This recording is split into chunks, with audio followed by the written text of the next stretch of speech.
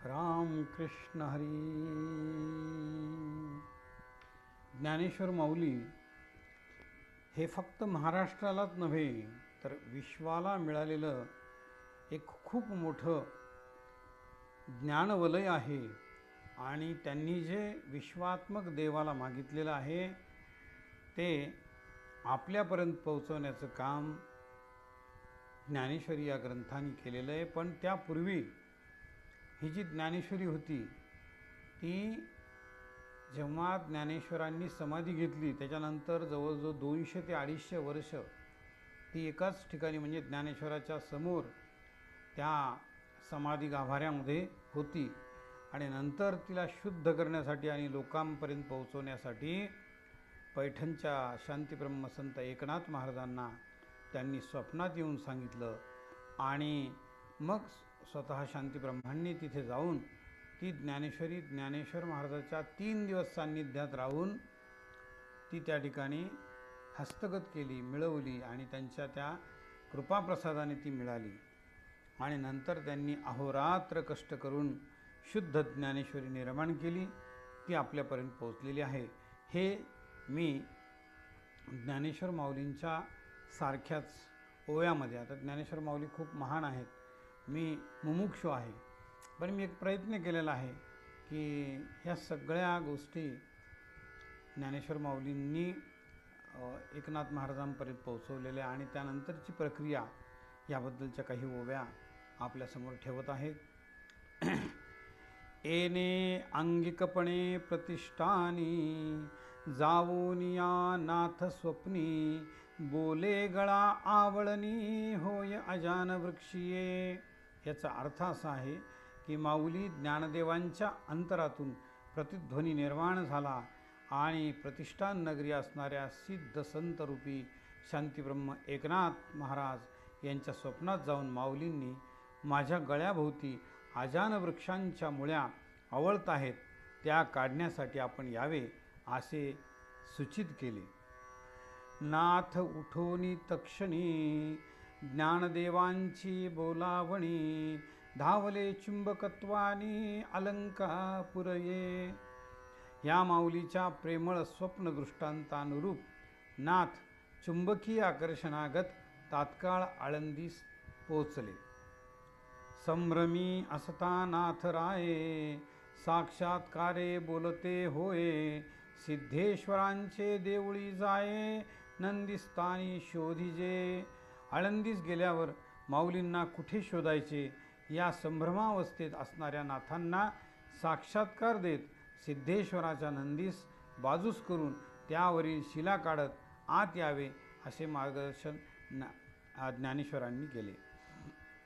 ढवळा शिवनंदी उठविला शिळा करवी दिशेला प्रकाश विवरी देखिला नाथराये. त्यानुरूप सिद्धेश्वराच्या मंदिरी जाऊन त्या सन्मुख आढळणारा ढवळा नंदी सरकवून शिळा बाजूस करताच आतील विवरात सूर्यतेजसम प्रकाश नाथांच्या दृष्टीस पडला. आत उतरून एकुले ब्रह्मयाचे महातेजु देखिले जणू सहस्त्ररश्मी तेजाळले तैसे श्रीमुख. सिद्ध संत नाथ एकटेच आत उतरले. वरतून पुन्हा शिळा पूर्ववत करण्यात आल्या. आत जाताच मध्ये ब्रह्मतेजापेक्षाही हजारो किरण सूर्याचे तेजाळ माऊलींचे श्रीमुख नाथांना दिसले. ज्योती चहुदिशी तेवती वातू गंधाळला भोवती अमृतवाणी करणी उमटती जैसी माधुर्यता.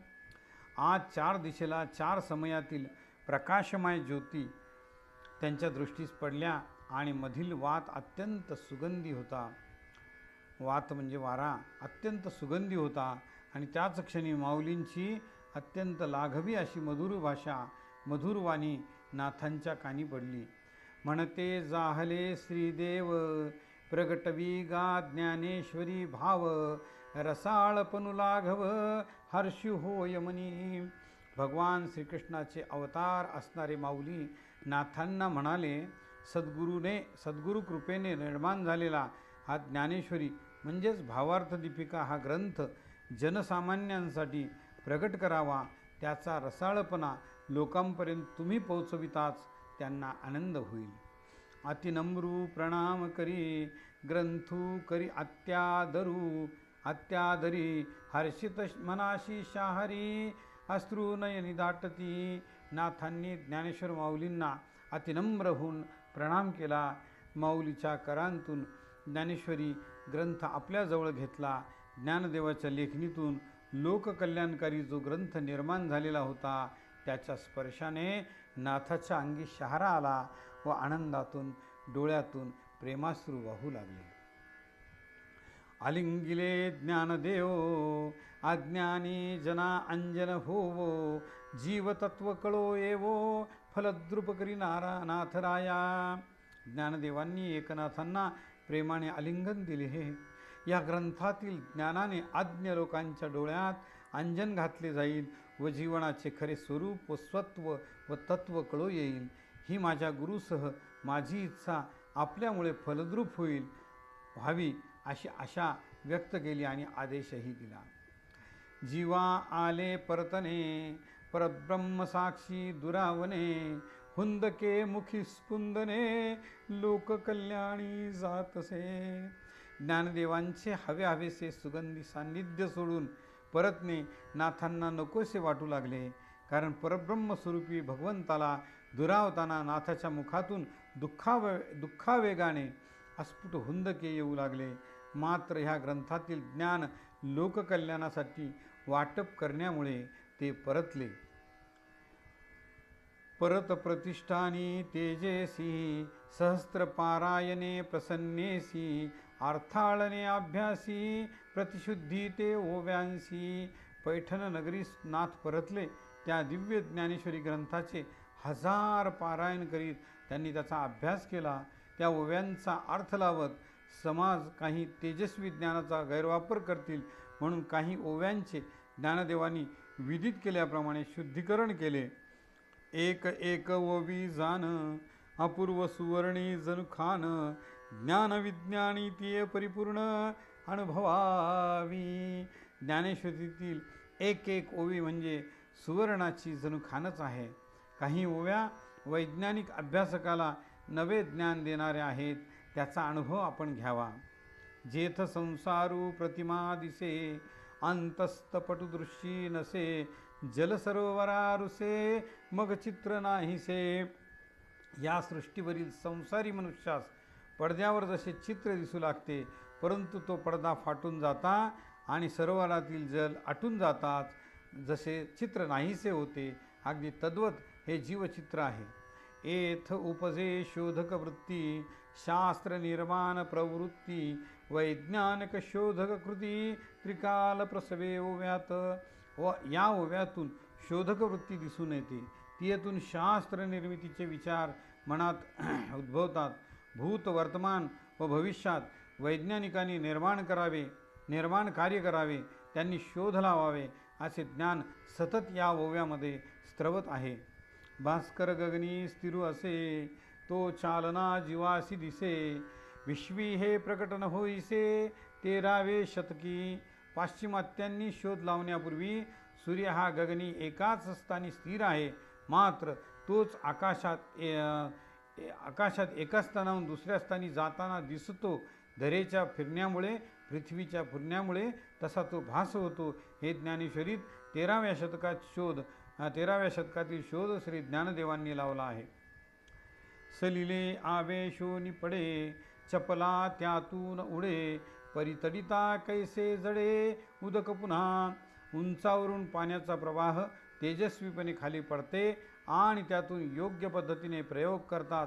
त्यातून विजेची निर्मिती होते, पण त्या तयार झालेल्या विजेमध्ये जल कसे शोधावे. निर्मिती ते नष्ट होये नष्टले ते जनले जाये जैसे घटिका यंत्र भ्रमत आहे पृथ्वी माझी. जे निर्माण होते ते जीवजंतू वस्तू आणि प्रत्येक गोष्ट नष्ट होते व पुन्हा नव्याने जन्म घेते. ज्याप्रमाणे पाण्यातील घटिका पात्र पाण्याने पूर्ण भरताच बुडते व परत रिकामे करून पाण्याच्या पृष्ठभागावर ठेवले असता तरंगते, हे अव्याहतपणे सुरू असते. अगदी तसेच अगदी तद्वतच तेथील सर्व वस्तू पुन्हा नष्ट होतात व नव्याने जन्म घेतात. जलाशी शोषे भास्करू बाष्प घेई आकारू धरावरणाची ये धारू जलचक्र होय जे सागराच्या विस्तीर्ण जलाशयाच्या काही अंशांनी सूर्यप्रकाशाने वाफ होते. त्या वाफेपासून जलथेंबयुक्त ढग तयार होऊन पृथ्वीवर पुन्हा पुन्हा पाऊस पडून पाणी सागरात मिळते आणि जलचक्र पूर्ण होते. हे अव्याहतपणे चालते. वाते परमाणुर्ध्वावा धरेवरी अंतरबळे परतावा हा सिद्धांत गुरुत्वीय जाणावा तैसिये परिपार्था. पृथ्वीवरील छोट्या छोट्या कणांना वाऱ्यामुळे वेग येऊन उंच आकाशात जावा, मात्र पृथ्वीच्या आंतरिक आकर्षणाने ते परत धर्तीवर यावेत. हा गुरुत्वाकर्षण बलाचा सिद्धांत श्रीकृष्ण यांनी पार्थास व ज्ञानदेवांनी ओव्यातून सर्व विश्वात मांडला असून गुरुत्वीय बलाचा शोध प्रथमतः भारतात लागला हे ओव्यातून स्त्रवत आहे. शके 1500 साहोत्तरी श्री ज्ञानदेवो सुखे अंतरी शांतिब्रह्मे शुद्ध करी अज्ञानसाठी. 1560च्या नंतर संतोषोनी ज्ञानेश्वरीचे ज्ञान शांतिब्रह्म एकनाथांच्या हाती तात्विक शुद्धी करून जगातील अज्ञ लोकांमध्ये वाटले गेले. भावार्थ दीपिका प्रकाशी डंका झडे दाही दिशी अंतरी प्रकटे पूर्ण शशी मणितम हटतसे. श्री ज्ञानेश्वरी या ओव्यांतील अर्थज्ञान अंधारात चाचपडणाऱ्या अज्ञ लोकांना दीपक होऊन मार्ग दाखविते आहे. या ज्ञानाची महती 10 दिशातून दुमदुमते आहे. ज्याप्रमाणे रात्री अंधारात पौर्णिमेचा चंद्रप्रकाश पडताच अंधार क्षणार्धात संपतो, नाहीसा होतो, अगदी तद्वतच ज्ञानेश्वरीतील ओव्या प्रत्येक भक्ताच्या अंतरी ठसताच त्याच्यातील अज्ञानरूपी तम हातून दिव्य तेज निष्ठून जाते व दिव्य तेज प्रगटते. जनसामान्या कळो आले